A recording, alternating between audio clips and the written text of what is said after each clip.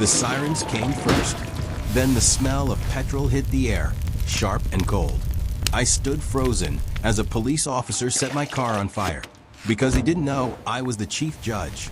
I never thought a normal drive home could turn into something that would shake my faith in the system I had served for decades. That morning felt ordinary, calm, almost quiet in a way that makes you believe nothing bad can happen.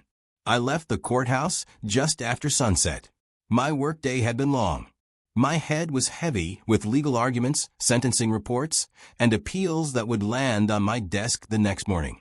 I loosened my tie, leaned back in the seat, and turned the radio low. I wanted silence more than music. I was driving my black sedan. Nothing fancy. No government plates.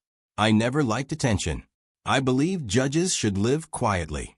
Let the law speak, not the person. The road through the east side of town was familiar. I had driven it hundreds of times. The street lights flickered. A few stores were closing. People walked home with grocery bags. Everything felt normal. Then I saw the flashing lights in my rearview mirror. Red and blue. Sharp. Sudden. My first thought was confusion. I checked my speed. I was within the limit. My turn signal worked. My headlights were on. Still, I pulled over slowly, just like I had taught my children years ago. Hands visible. Engine off. Window down. I sat there waiting. 2 police cars stopped behind me. Not one. 2. That made my stomach tighten. I watched in the mirror as 3 officers stepped out. They didn't rush, but they didn't relax either. Hands near their belts. Eyes fixed on my car like it was a threat. One officer walked toward my window. He was white, mid-30s maybe. Clean uniform. Hard eyes. No greeting. No good evening. License and registration, he said. I handed them over calmly. I spoke slowly, respectfully. Is there a problem, officer? He ignored the question. He looked at my license. Then he looked at me. Then back at the license. His eyes stayed on my face longer than necessary. You know why I stopped you? He asked. No, sir, I said. You were driving suspicious, he replied. That word again. Suspicious. I had heard it before. In testimonies. In cases. In reports written by officers who couldn't explain themselves any other way. He stepped back, whispered something to the other officers. They all looked at me again, like I was something to be examined. Step out of the vehicle, he said.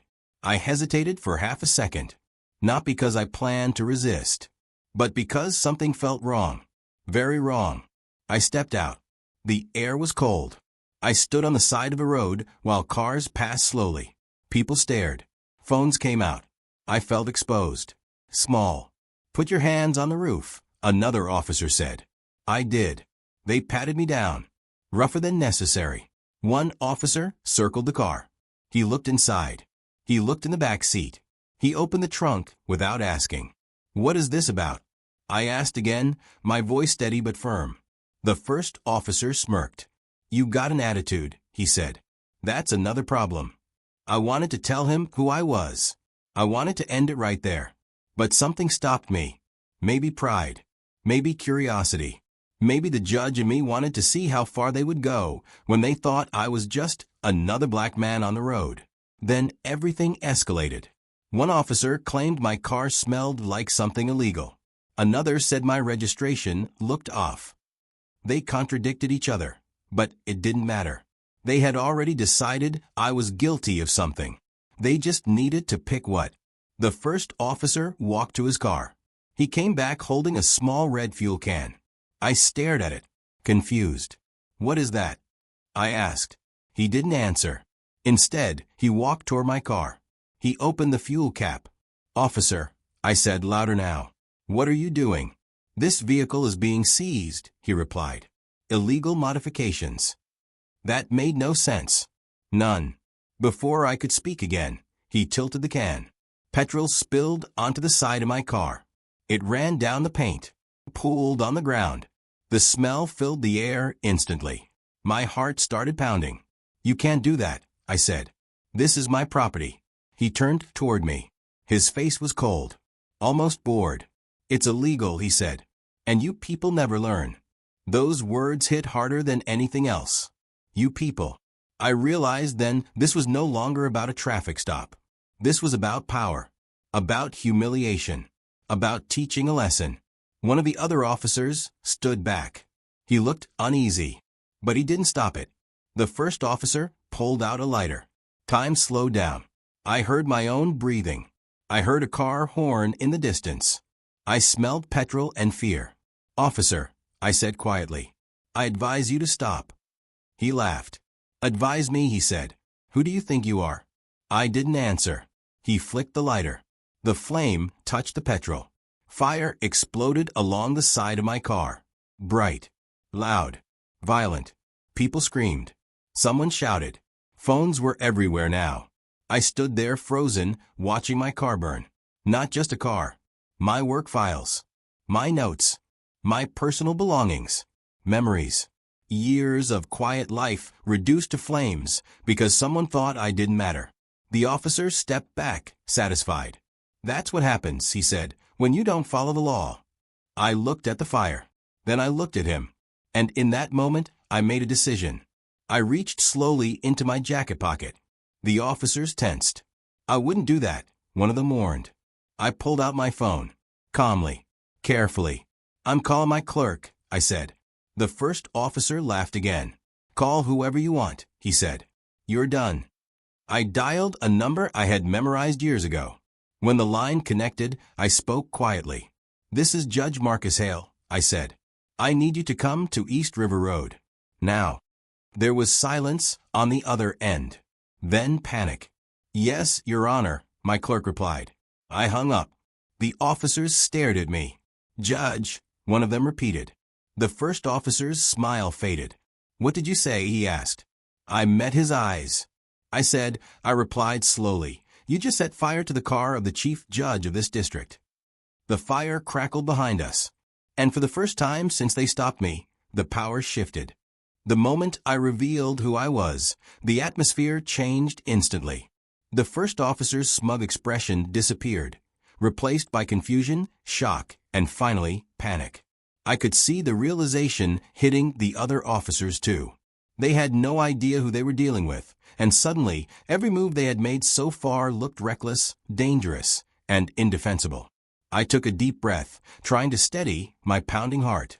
The fire was still licking the side of my car, flames reflected in their wide, unblinking eyes. It was absurdly surreal, almost like a bad dream, but every detail, the heat, the smell of petrol, the sound of sirens from distant traffic, was painfully real. I could feel the judgment I had spent decades delivering on the bench weighing heavily, but now it was reversed. I was the one assessing every second, every reaction, every hesitation, and every misstep. The officer who had set my car on fire stepped back, his hands slightly raised. I didn't know," he stammered. His voice shook. The bravado, the mockery, the confidence from just a few seconds ago, all gone. His colleagues shifted uneasily, glancing at each other, unsure how to respond. It was clear they hadn't expected the person they were confronting to be someone with authority, someone with immense power over their careers.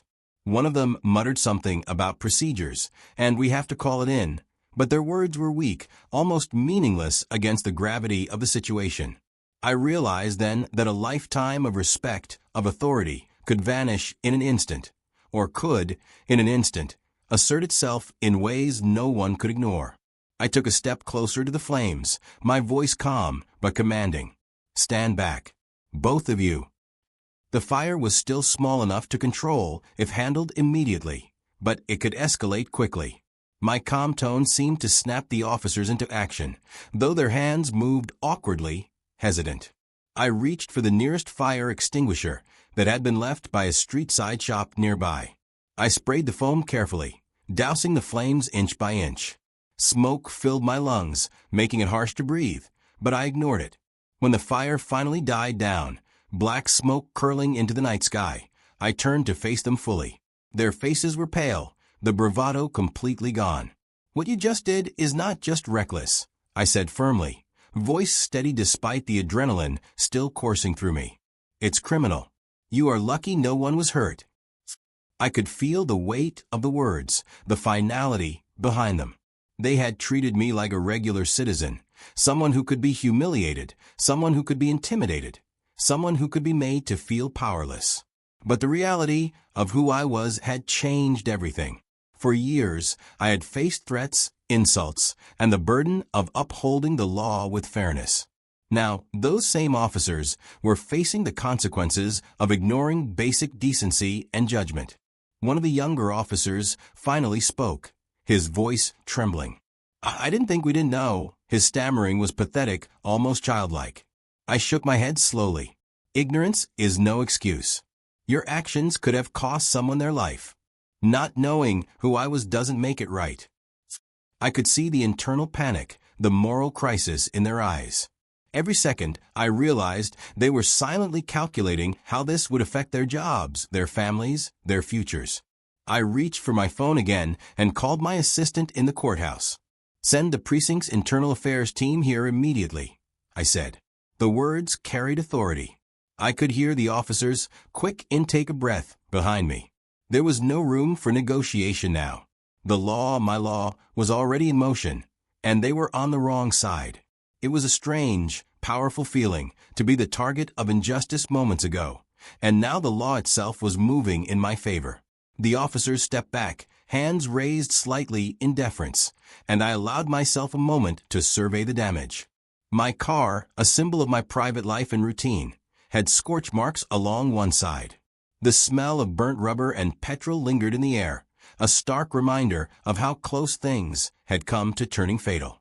People had begun to gather on the sidewalks, drawn by the fire and the shouting, curious eyes staring, cameras flashing. I realized this was no longer just a personal incident.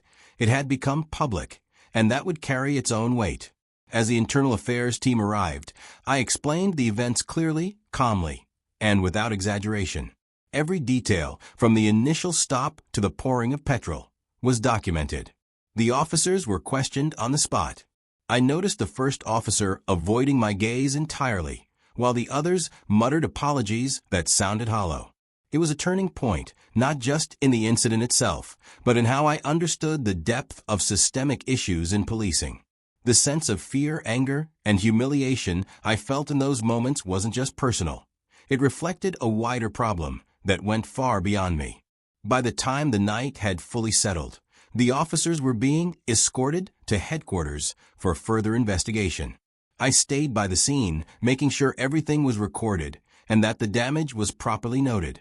Neighbors whispered amongst themselves, glancing at me with awe, confusion, and some even fear. I didn't mind. In that moment, the truth mattered more than appearances. Justice, when suddenly turned upon those who had wronged you, was both personal and profoundly public. I took a final look at my car, charred and blackened, but still intact enough to be repaired. The fire hadn't destroyed everything, but it had changed something irrevocably. Not just the car, but the sense of safety, the feeling of routine, the assumption that nothing could happen to you when you followed the rules. I realized that night that life can turn violent, absurd, and unfair in the blink of an eye, but clarity, authority, and calm action could restore balance, even in the most dangerous situations. And as I finally drove away, my car still smoking faintly, I knew this incident would mark the beginning of a long reckoning. For the officers, for the department, and for the community that had watched in horror. That night wasn't just about me or my car, it was about accountability, power, and the dangerous consequences of prejudice and ignorance. The next morning, I woke up still feeling the heat of the previous night. The smell of smoke clung to my clothes and my car, and the images of flames danced in my mind like a bad replay. Even in the daylight, the fear I had felt didn't fully disappear. I kept thinking about how easily my life could have been destroyed, how quickly ordinary moments can turn terrifying. Driving, something I had done 1,000 times without thought, had suddenly become a moment of danger. And all because of someone's ignorance, or worse, their prejudice. By mid-morning, my assistant called. "Judge Hale, Internal Affairs wants to meet you today. They're preparing to take statements from witnesses and the officers involved. They're setting up a formal investigation." I nodded silently, though they couldn't see me. The word formal sounded oddly reassuring. It meant that, finally, the law would respond properly to the actions of those officers. But I also knew that procedures could be slow, complicated, and sometimes frustrating. Sometimes, justice moved at the pace of bureaucracy, and this was exactly the moment I could feel that tension. I arrived at the courthouse early, taking the long route through the quiet streets to avoid the cameras and the curious onlookers. Even though my title was known, I wanted to keep my composure intact. I didn't want to be seen as rattled or emotional. Judges must always maintain their authority, their clarity, even in moments of personal crisis. But inside, I was boiling with anger, disbelief, and fear. I replayed the night in my head again and again, noting every word, every hesitation, every action the officers had taken. Their disregard for life, for property, and for justice itself was still raw in my mind. The internal affairs meeting was tense. The officers were present, now fully aware of the gravity of their mistakes.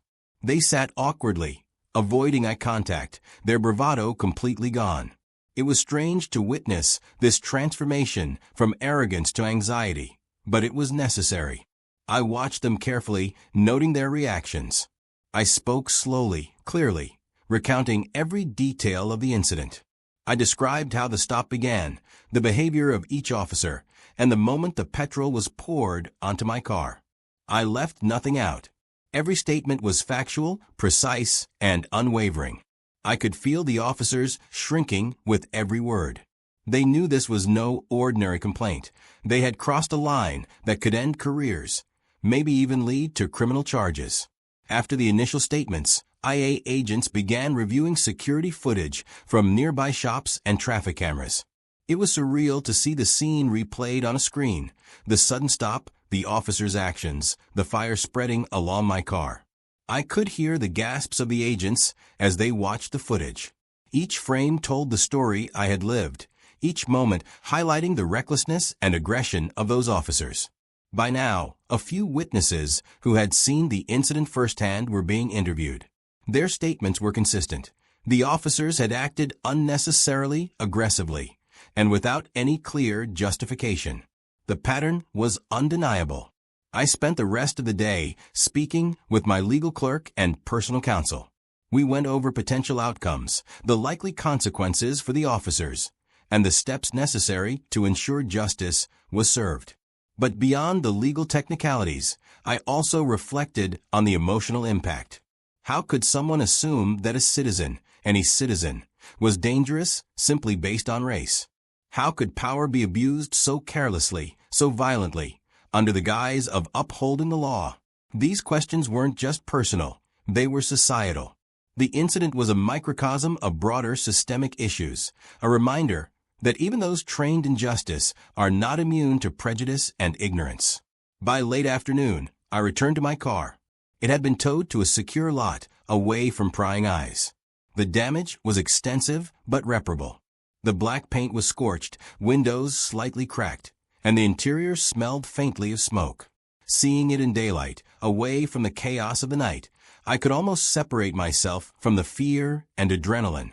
Almost. I ran my hands along the scorched side panel, feeling the heat of recent memory. Cars passed slowly by the lot, some drivers glancing at me as if wondering why a man in a suit stood there so long, staring at a damaged vehicle. I didn't care. This was more than property. This was a statement, proof of what can happen when judgment is ignored and prejudice guides action. By evening, the news began to spread. I hadn't intended for it to become public so quickly, but videos and photos taken by bystanders were already circulating online. The story was sensational. A judge's car set on fire by police officers. Headlines framed it dramatically, some focusing on the violence, others on the irony that a high-ranking official had been targeted unknowingly. I didn't mind the attention. What mattered was the accountability that would follow, not personal embarrassment or public scrutiny. But I also knew that public opinion could be a double-edged sword. It could support justice, but it could also cloud the truth with assumptions, biases, and sensationalism. That night, I finally went home. Exhausted physically and emotionally, I sat in the quiet of my living room, replaying the incident in my mind. The fear, the anger, and the humiliation were still fresh, but so was a sense of resolve. I had survived, and more importantly, the law was responding. The officers could no longer act with impunity. Justice, delayed as it sometimes is, had been set into motion. And yet, I also knew that the emotional scars would linger. Every time I drove, I would remember the smell of petrol, the flash of flames, and the casual disregard for human life I had witnessed. Sleep eventually came, fitful and uneasy. Dreams of fire, shouting, and flashing lights haunted the edges of my mind. But beneath the fear was a steady, unshakable determination.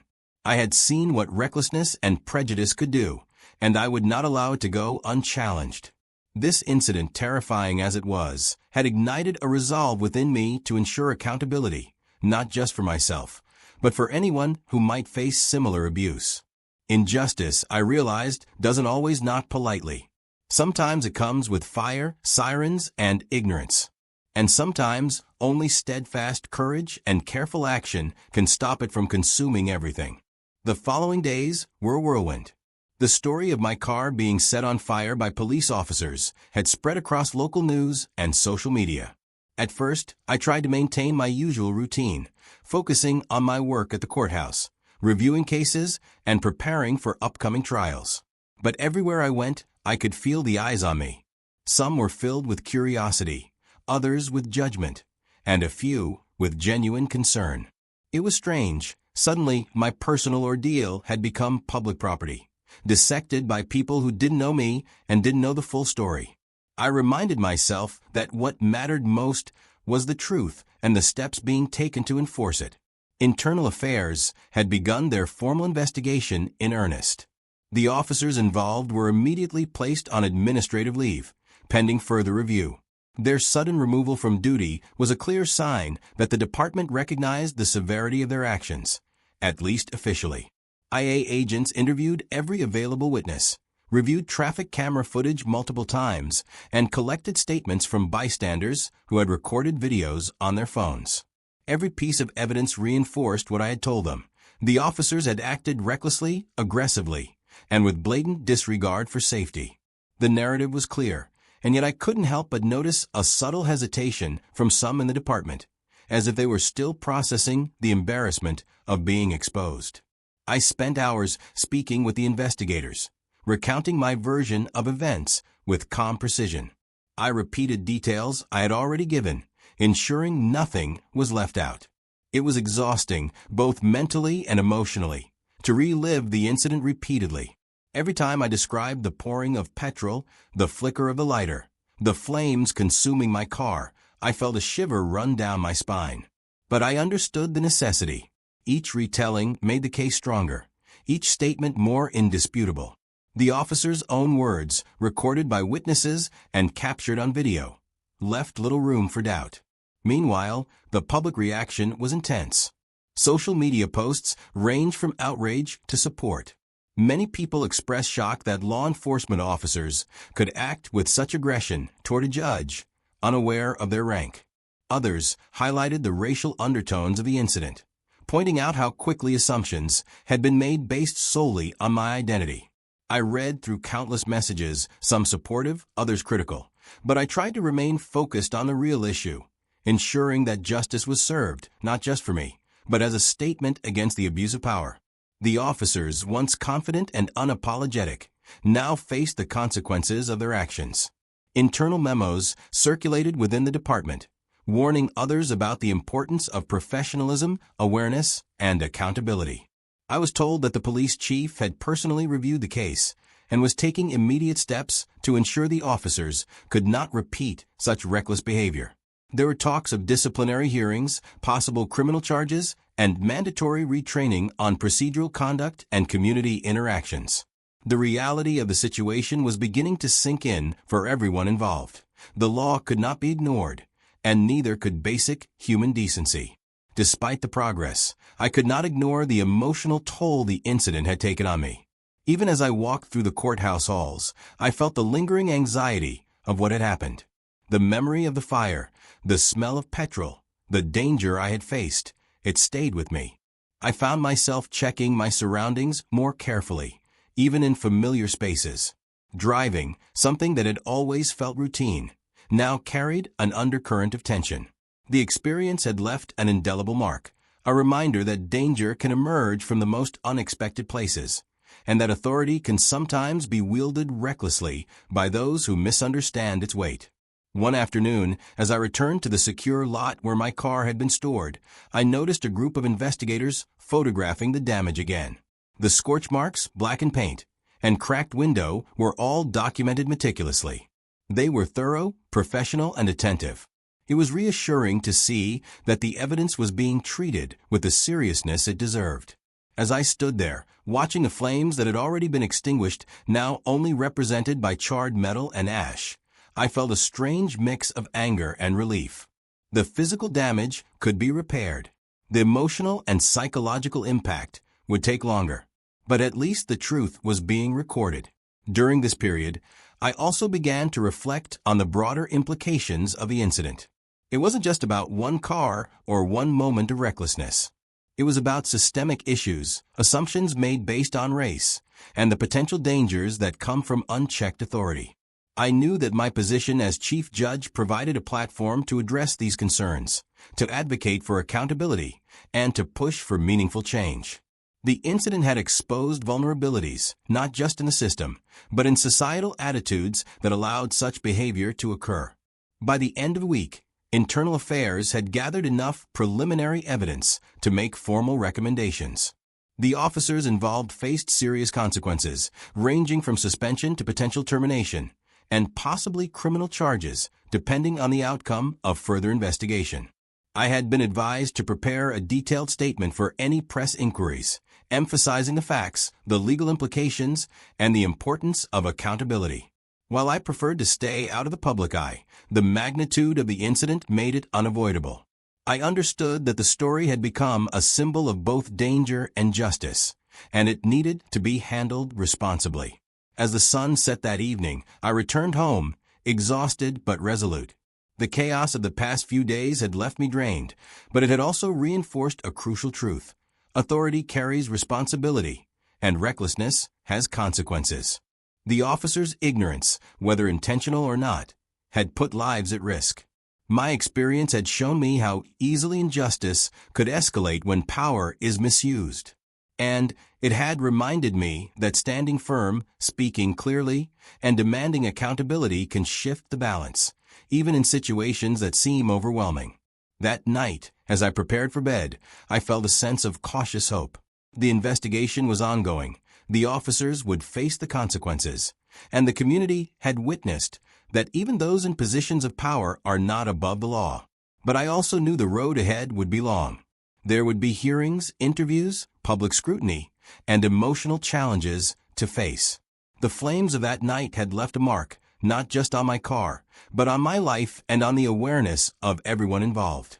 And as I closed my eyes, I silently promised myself that I would see this through, not just for justice, but for the principle that no one, regardless of race or rank, should ever have to face such reckless violence again. The days following the incident grew heavier, not just with paperwork and investigations, but with the weight of public scrutiny. News outlets continued to report on the story, each headline more sensational than the last. Some framed it as a shocking act of violence against a high-ranking judge. Others highlighted the racial undertones, the arrogance of authority, and the recklessness of those entrusted with protecting the public. Social media erupted with opinions, some supportive, some judgmental. I tried to remain grounded, focusing on facts rather than speculation. But even as I did, I could feel the emotional toll pressing down, like the night of the fire hadn't really ended. It had just followed me into daylight. The courthouse became a strange place to navigate.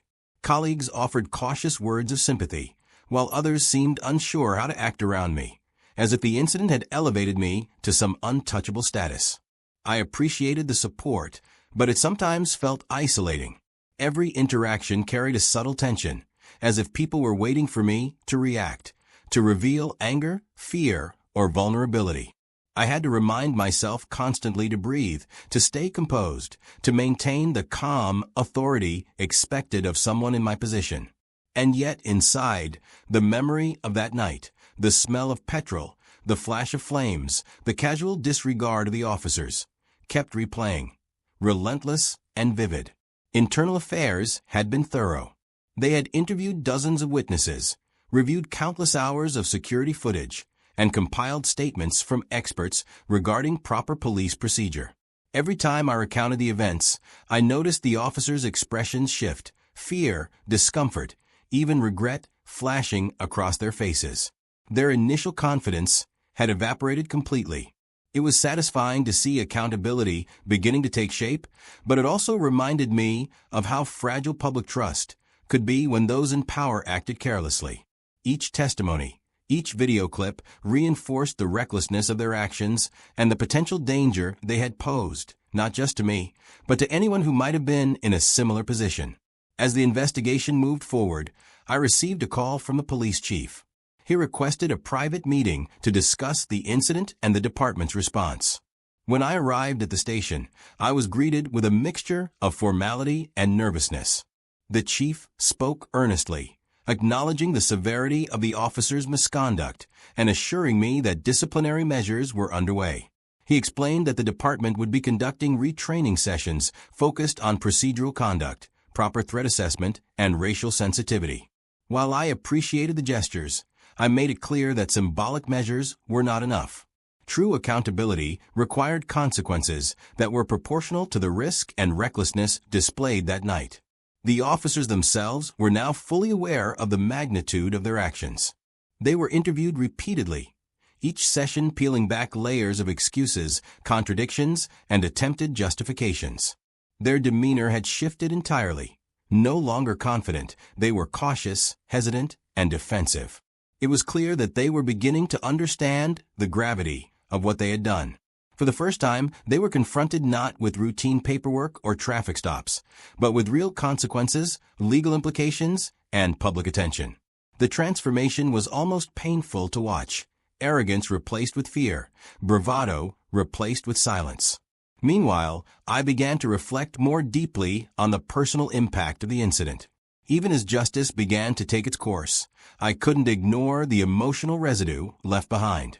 Driving, walking, even sitting quietly at home triggered subtle reminders of that night. The adrenaline that had surged through me during the fire had left a lasting imprint. Each time I closed my eyes, I could see the flames crawling along the side of my car, hear the crackle of fire, smell the pungent scent of petrol and burnt rubber. It was a trauma that no investigation, no legal process could erase completely. But acknowledging it was the first step toward reclaiming a sense of control over my life. Friends and family checked in frequently, expressing concern and offering support. Their voices, full of worry and empathy, were comforting, but they could not fully understand the surreal terror of standing next to a car set ablaze, knowing it could have ended much worse. I found myself sharing pieces of the experience selectively, carefully choosing what to reveal and what to keep private. There was a strange duality in my life now, public figure, targeted judge, and private individual still grappling with fear and disbelief. Balancing those roles required constant mental effort, a steady focus on both truth and emotion. Public attention remained relentless. Local journalists requested interviews, some with good intentions, others clearly seeking dramatic quotes. I remained measured in my responses, careful not to sensationalize the incident while still conveying the seriousness of what had occurred. Every word mattered, because the story was no longer just about me. It had become a lens through which people examined authority, racial bias, and the misuse of power. I knew that how I presented myself would influence not only the investigation, but also public perception. Maintaining credibility, composure, and clarity became a daily task, more exhausting than any legal case I had overseen. Despite the chaos, I noticed subtle changes in the community. People who had witnessed the incident or followed it online expressed heightened awareness of police accountability. Conversations emerged about racial profiling, assumptions of guilt based on appearance, and the responsibilities of law enforcement. Some neighbors even approached me privately, sharing their own experiences or simply expressing gratitude that the truth was being documented. It was a reminder that even small acts of recklessness can ripple outward, affecting not just individuals but communities. And it reinforced my commitment to ensuring that the officers responsible faced consequences that reflected the seriousness of their actions. As the week drew to a close, the internal investigation report began to take shape.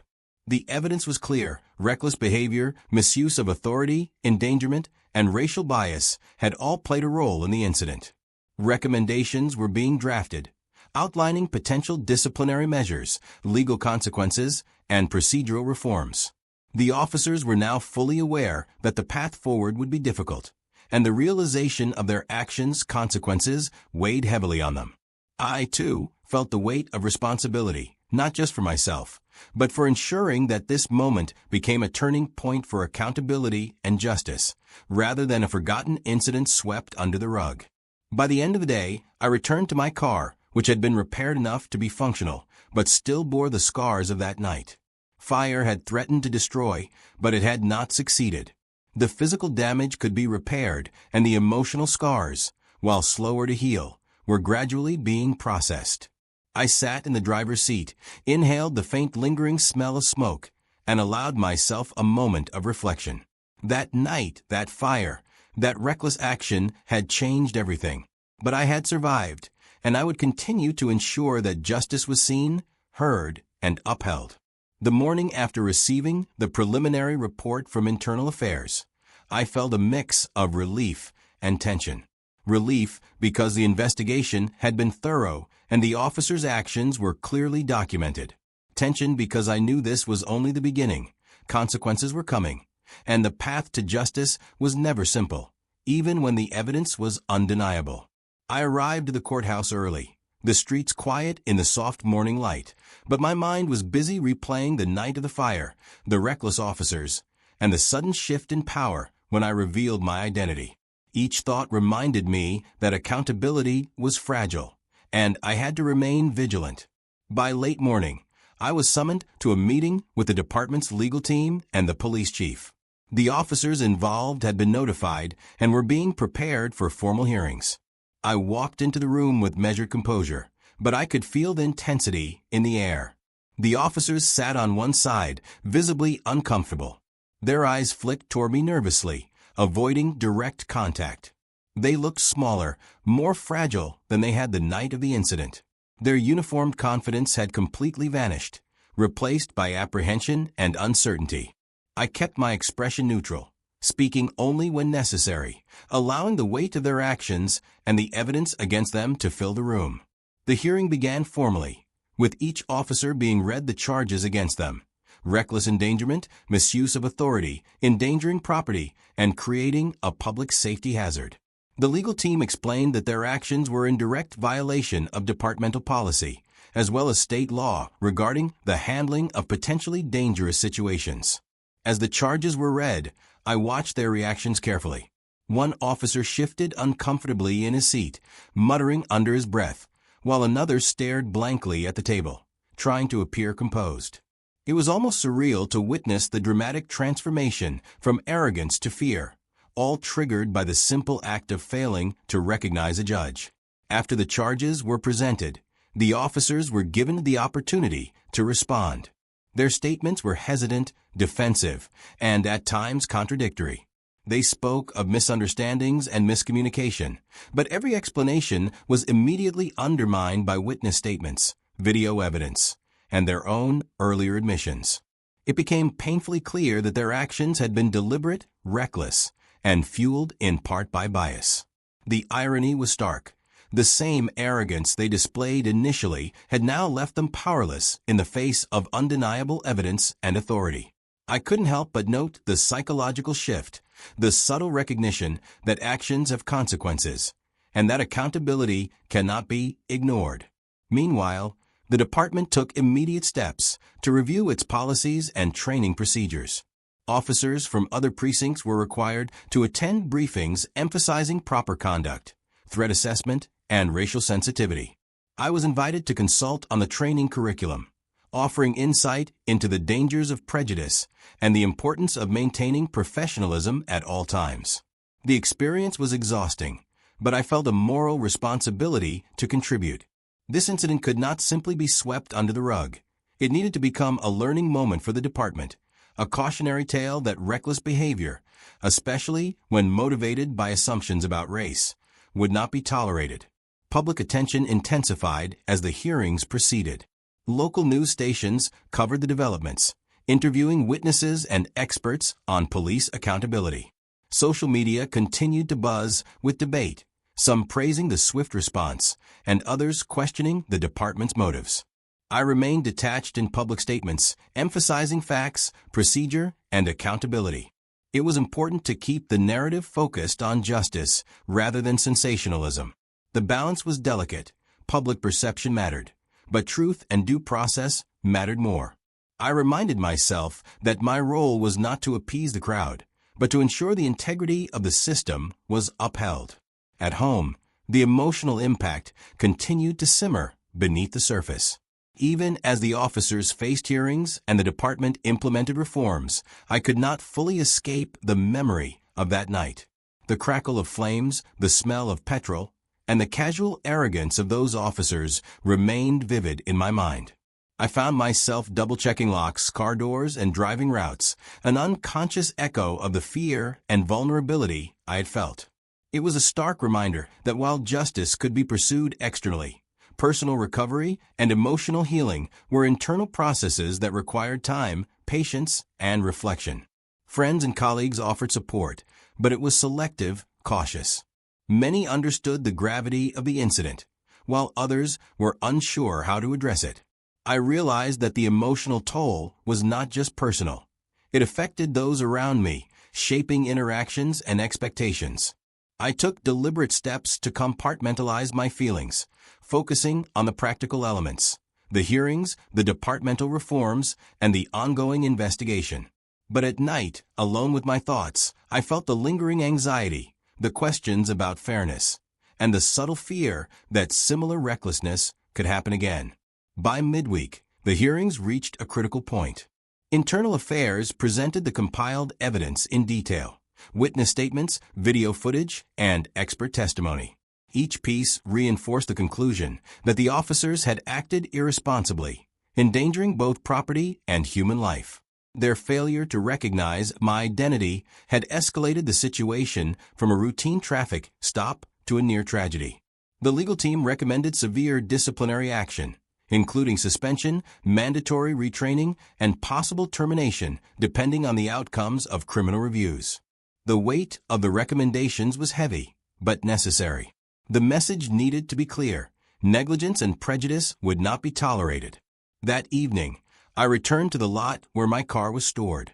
It had been fully repaired, the black paint restored, though faint traces of soot remained under close inspection. Standing by the vehicle, I reflected on how fragile daily life can be. One moment of recklessness, fueled by bias, could have caused irreparable harm. And yet, despite the trauma, I felt a sense of resolve. The officers were being held accountable, policies were being examined, and the public was watching.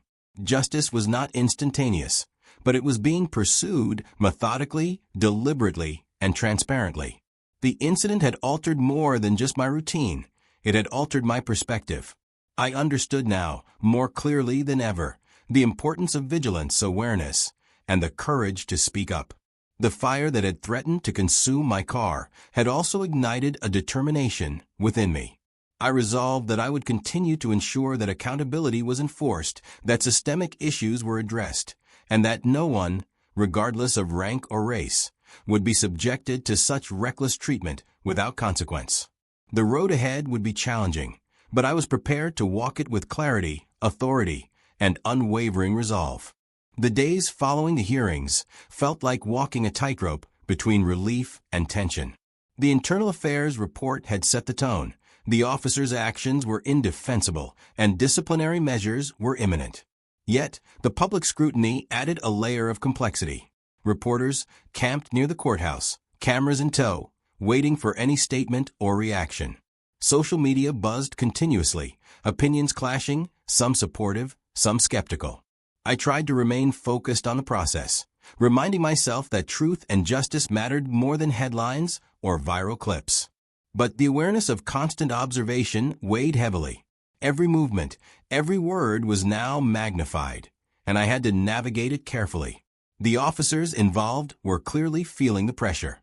Their initial shock at being exposed had shifted into anxiety over their futures. They were no longer the confident, unflinching figures who had set my car ablaze. Each hearing chipped away at their composure, exposing a mix of fear, regret, and defensiveness. I observed silently, noting the subtle gestures, a hand trembling, an avoided gaze, a stiff posture. It was a slow, almost painful transformation, watching individuals confront the consequences of their actions, and the realization that their behavior had crossed a line far beyond ordinary misconduct. During the week, I was asked to provide further testimony in the ongoing internal hearings. I recounted calmly and clearly the details of the night, the stop, the pouring of petrol, the ignition, and the immediate aftermath. I described the fear, the helplessness, and the realization that my safety was in serious jeopardy. My statements were methodical, straightforward, and factual. I avoided hyperbole or dramatization, focusing on the undeniable sequence of events. The officers' reactions to my testimony were telling. Some avoided eye contact entirely, while others fidgeted in their seats. Every word reinforced the weight of accountability. Meanwhile, the media attention intensified. Local news stations aired segments analyzing the incident, highlighting the dangers of unchecked authority and racial bias. Interviews with legal experts underscored the unusual nature of a judge being targeted unknowingly, and the potential ramifications for public trust in law enforcement. Social media reactions range from outrage to thoughtful discussion. Many users highlighted systemic issues that allowed such behavior to occur, while others debated the disciplinary measures being considered. I remained composed, limiting my public statements to brief, factual comments, ensuring the focus remained on justice rather than sensationalism. The department, under pressure from both public scrutiny and internal recommendations, began implementing immediate reforms. Retraining programs were scheduled, emphasizing proper procedures for traffic stops, threat assessment, and cultural sensitivity. Officers from multiple precincts were required to attend. I was asked to participate in advisory sessions, sharing firsthand insight into the dangers of bias and the consequences of reckless actions. It was exhausting work, but necessary. I understood that systemic change required more than punishment. It required education and awareness to prevent similar incidents in the future. Emotionally, the incident continued to weigh heavily on me. Even with the officers facing consequences, the memory of the fire lingered. Every drive reminded me of that night. Every loud noise triggered a flashback of sirens and flames. It was a subtle, constant undercurrent of anxiety. Yet, alongside that fear, a sense of determination had grown. I realized that surviving such an ordeal and having the authority to ensure accountability came with responsibility. I could not allow the experience to merely fade into the past. It had to serve as a catalyst for awareness, reform, and vigilance. The officers' hearings reached a pivotal point. The Internal Affairs team presented their final recommendations. The lead officer, who had poured petrol, faced termination and possible criminal charges, while the others faced suspensions and mandatory retraining. Witness testimonies, video evidence, and procedural violations left little room for dispute. The officer's defense consisted mostly of apologies and attempts to minimize responsibility, but the evidence was overwhelming. It was a moment of reckoning. Years of unchecked behavior, arrogance, and misjudgment culminating in an incident that could have been fatal. The reality of their actions and the consequences they now faced were impossible to ignore. As the hearings concluded for the day, I returned to the lot where my car had been repaired.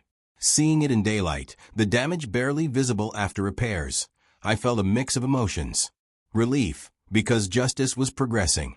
Anger, because of the unnecessary risk and recklessness I had endured. Reflection, because the incident had changed me, reminding me of the fragility of safety and the pervasiveness of bias. I ran my hands along the side of the vehicle, silently acknowledging the scars that remained, both visible and invisible. The car was restored, but the experience would leave a lasting mark on my life and perspective. By nightfall, I sat at home reviewing the sequence of events and the ongoing proceedings. Every detail, every statement, every piece of evidence had been scrutinized, recorded, and cataloged. I understood the significance of this process, not just for my personal experience, but for the broader implications of accountability and justice. The officer's reckless actions could have gone unnoticed or dismissed if not for careful documentation and a commitment to truth. I reflected on the responsibility that came with being in a position of authority. One moment of courage, revealing my identity, remaining calm, documenting the events, had shifted the balance of power and ensured that accountability would follow. As sleep finally approached, the day's events replayed in my mind. The officers' reactions, the media coverage, and the ongoing reforms were all part of a process that had been set into motion by one reckless act. But amidst the exhaustion and lingering anxiety, a sense of resolve took hold. The flames of that night had not consumed justice. They had ignited a determination to ensure that recklessness, prejudice, and abuse of authority would be confronted and corrected. The road ahead remained long, challenging, and emotionally taxing, but I was prepared to see it through, not just for myself, but for the principle of accountability and for the message it sent to the community at large. The following week brought a new level of intensity. The formal disciplinary hearings began, and the consequences for the officers started to take shape. The lead officer, the one who had poured petrol onto my car, faced termination, pending review for potential criminal charges. The others were given lengthy suspensions and mandatory retraining. The atmosphere in the hearing room was tense. The officers were visibly shaken. The arrogance and confidence they had displayed the night of the fire were completely gone. In their place was a mixture of fear, regret, and the dawning realization that their actions had far-reaching consequences. Every statement, every piece of evidence, and every testimony was a reminder of the gravity of their recklessness. During the hearings, I was called to provide additional testimony. Each time I recounted the events, I could see the impact it had on the officers and the audience. My words were calm, precise, and deliberate. I described the stop, the pouring of petrol, the ignition, and the immediate fear I felt, not as exaggeration, but as truth. I emphasized the danger, the recklessness, and the lack of judgment displayed by those who were supposed to protect and serve. The officers shifted uneasily in their seats, some unable to meet my gaze. It was a quiet, unspoken acknowledgement that the balance of power had shifted, and that accountability was finally taking hold. Public attention continued to mount. Local news stations aired detailed segments of the hearings, highlighting the seriousness of the officers' actions and the potential consequences. Social media buzzed with discussions, debates, and calls for broader reform. Many people praised the swift response and the clear accountability measures, while others analyzed the racial and systemic implications of the incident. I remained focused, limiting my public comments to factual statements, ensuring that the narrative remained centered on justice and accountability rather than sensationalism. The constant scrutiny was exhausting, but necessary. It ensured that the incident and its consequences were taken seriously. Amidst the public attention and legal proceedings, I found myself reflecting on the emotional impact. Even as the officers faced disciplinary measures, the memory of the fire and the reckless disregard for my safety lingered. Every drive, every loud noise, every unexpected movement reminded me of that night. It was a subtle, constant undercurrent of tension, a reminder that trauma lingers long after the immediate danger has passed. Yet alongside the anxiety, there was a growing sense of resolve. I had survived, and through careful action and adherence to the law, I had ensured accountability. That balance between vulnerability and empowerment became a source of strength, reinforcing my commitment to justice and fairness. The officers' legal counsel attempted to mitigate the consequences, arguing procedural misunderstandings and emphasizing that no one had been physically harmed. But the evidence was overwhelming. Witness statements, video footage, and my testimony painted a clear picture. These were not mistakes, they were reckless, dangerous actions. The disciplinary board considered every angle, but ultimately recommended the strongest measures allowed under policy. Termination, suspension, and retraining were deemed appropriate not just for punishment, but as a public statement about the seriousness of misconduct and the necessity of accountability. As the hearings progressed, I also engaged with the department on policy reforms. The events of that night had revealed gaps in training, procedure, and awareness. Officers were required to attend sessions on threat assessment, procedural conduct, and racial sensitivity. I provided guidance based on my experience and perspective, emphasizing the dangers of assumptions, bias, and misuse of authority. It was demanding work, but crucial. This incident could not simply be a personal grievance. It had to become a catalyst for broader awareness and meaningful change. By the end of the week, the hearings concluded, and the disciplinary measures were finalized. The lead officer faced immediate termination, while the others were suspended and enrolled in mandatory retraining. The decisions were public, and the media reported extensively on the outcomes. The officers, now fully aware of the consequences of their actions, faced both professional and personal reckoning. Their lives had changed in a single night, a stark reminder that recklessness, especially when fueled by bias, carries serious consequences. Returning to my daily routine felt surreal. The courthouse resumed its rhythm, yet the events of the past weeks remained fresh. Each step, each interaction, carried the weight of the incident. Driving, which had once felt ordinary, now demanded vigilance. I reflected on the fragility of safety and the ease with which authority can be misused. But amidst the lingering anxiety, there was clarity and resolve.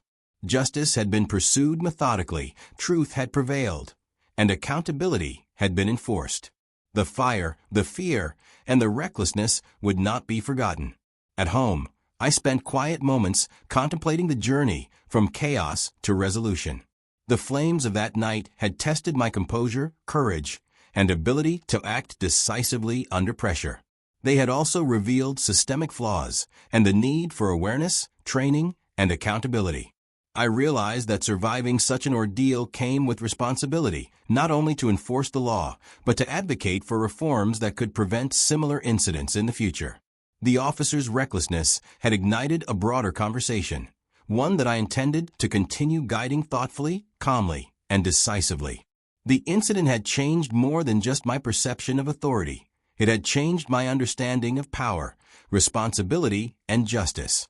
It was a stark reminder that even those entrusted to protect and serve are capable of recklessness, bias, and abuse of authority. And it was a testament to the importance of vigilance, calm action, and adherence to truth in confronting injustice. The road ahead, both personally and professionally, would be challenging, but I was prepared.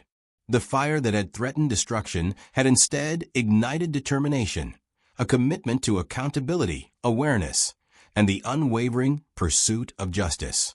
The final weeks of the investigation and disciplinary process felt surreal. The officers had faced the consequences of their actions, termination, suspension, and retraining, but the echoes of that night lingered far beyond formal punishment. Public interest slowly shifted from outrage to analysis, with journalists and community members discussing the broader lessons about accountability, bias, and professional conduct. For me, the resolution was bittersweet. Justice had been served, but the personal and emotional scars remained, subtle reminders of how quickly life can be threatened by recklessness and prejudice. Returning to the courthouse after the hearings, I noticed subtle changes in how colleagues interacted with me. There was a newfound respect, certainly, but also an awareness of vulnerability that hadn't existed before.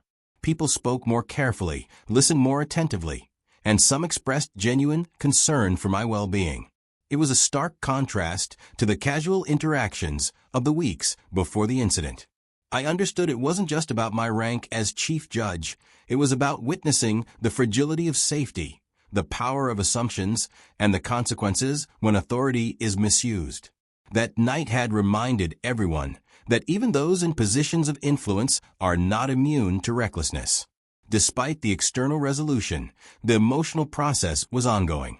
Driving remained a small source of tension, Loud noises or unexpected movements sometimes triggered flashbacks to that night. I found myself more cautious, more aware of surroundings, and occasionally gripped by a sense of vulnerability I had never experienced before. It was a constant reminder that trauma does not simply disappear with justice. It must be acknowledged, understood, and gradually integrated into one's life. I sought solace in quiet routines, conversations with trusted colleagues, and moments of reflection, slowly regaining a sense of calm control. The officers' personal reckoning was also ongoing. Some reached out through legal representatives, expressing apologies and attempting to explain their behavior. Their public statements were cautious, acknowledging procedural errors and expressing regret for the consequences of their actions. Privately, however, I could sense the weight of accountability pressing on them. Careers had been altered, reputations damaged, and personal relationships strained. The gravity of their actions, once trivialized through arrogance, was now unavoidable, a clear example of how unchecked behavior can have long-lasting repercussions. Community response continued to evolve. Many saw the incident as a catalyst for important discussions about bias and professionalism in law enforcement. Workshops, town halls, and community meetings were organized, focusing on police accountability and the proper handling of potentially volatile situations.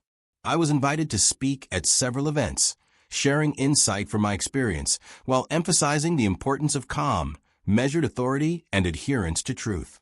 My goal was not to vilify, but to educate, using this personal ordeal to prevent future tragedies. The incident had become more than a personal story. It had become a lesson for the broader community. Emotionally, the healing process was gradual. I spent time reflecting on the decisions I had made that night, remaining calm, documenting everything, and revealing my identity at the right moment. Those choices had ensured my safety and initiated accountability. The experience reinforced my understanding of courage, composure, and the power of measured action in the face of danger.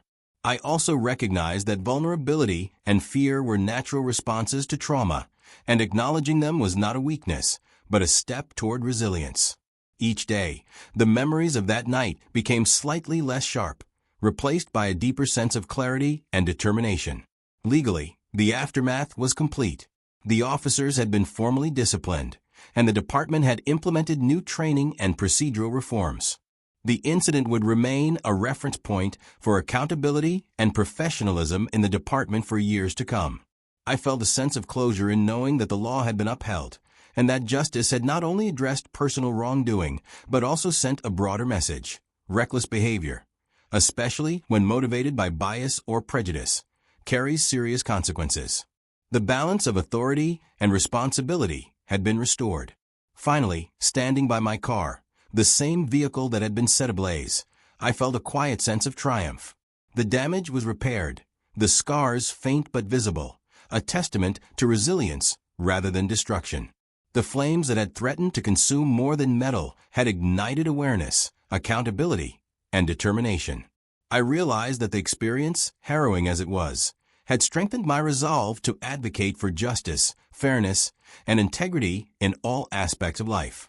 It had reminded me that authority is a responsibility, not a privilege, and that even in moments of fear and danger, measured action can make the difference between chaos and accountability. As I closed the chapter on the incident, I carried with me lessons that went beyond personal experience.